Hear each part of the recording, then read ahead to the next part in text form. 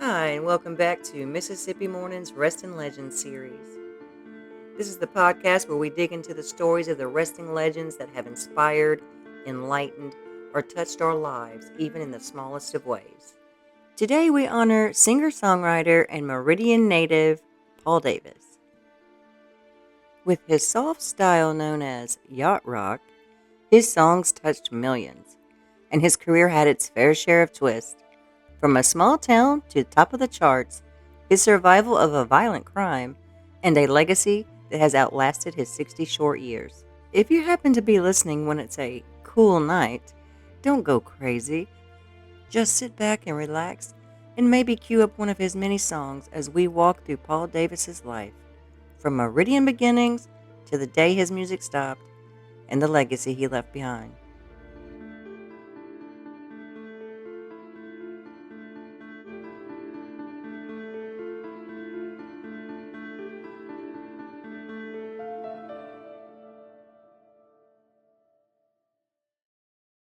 Welcome back.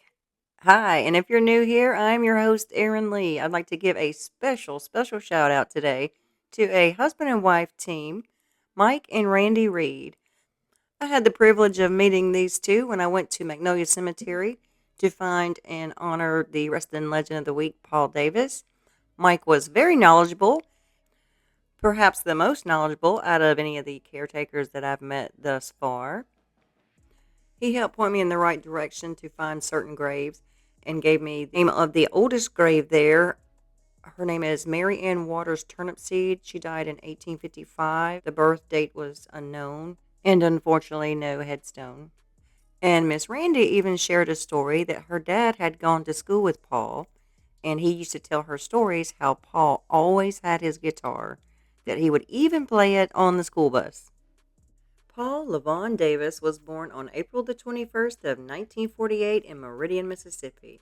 Born the son of a preacher, Paul grew up in that old Southern ideology of church, music, and small town life.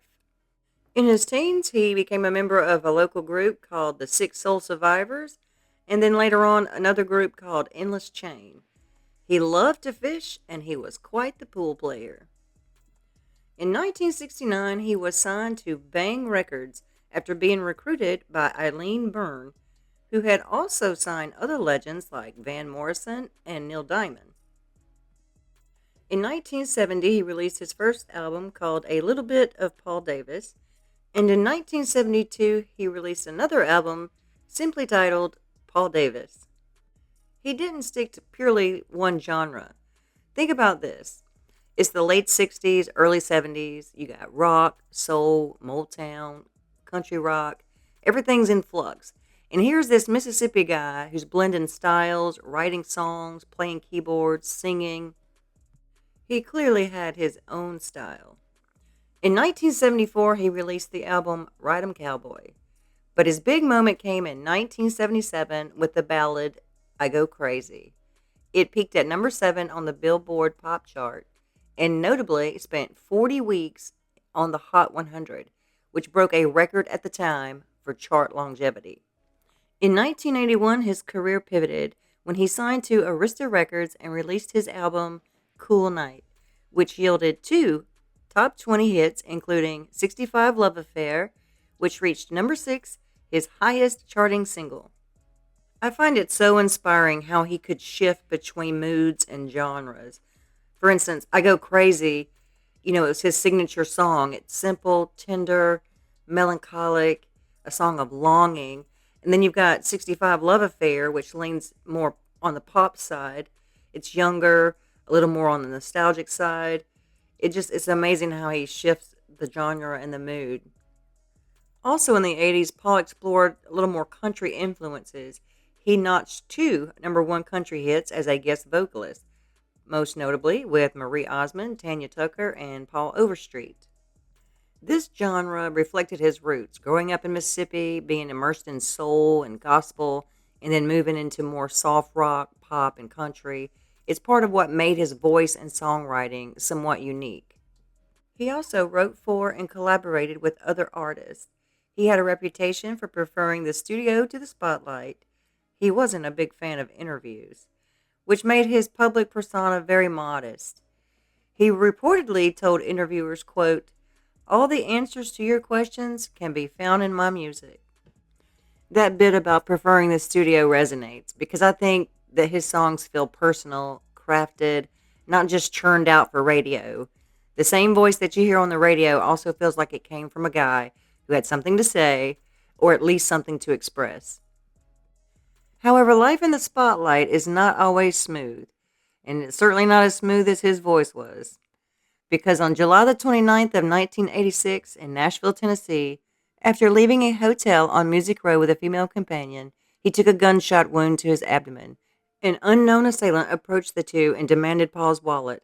As Paul went to give him the wallet, the man shot him and fled. He was taken to Vanderbilt Hospital where he would survive his wounds. To this day, I don't think the crime has ever been solved.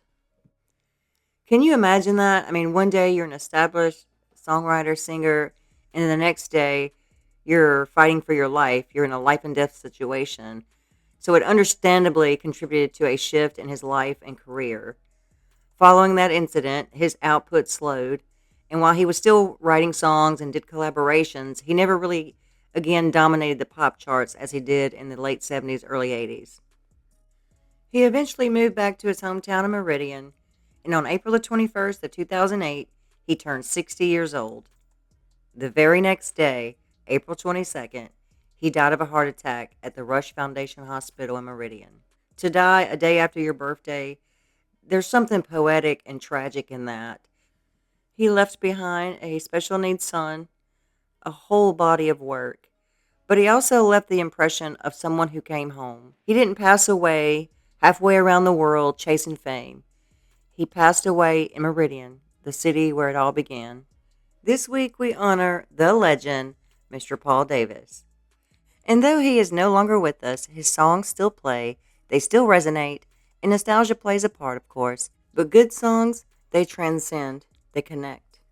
I would also like to thank Under the Weeping Willows for their amazing work and passion in the restoration and preservation of sacred spaces.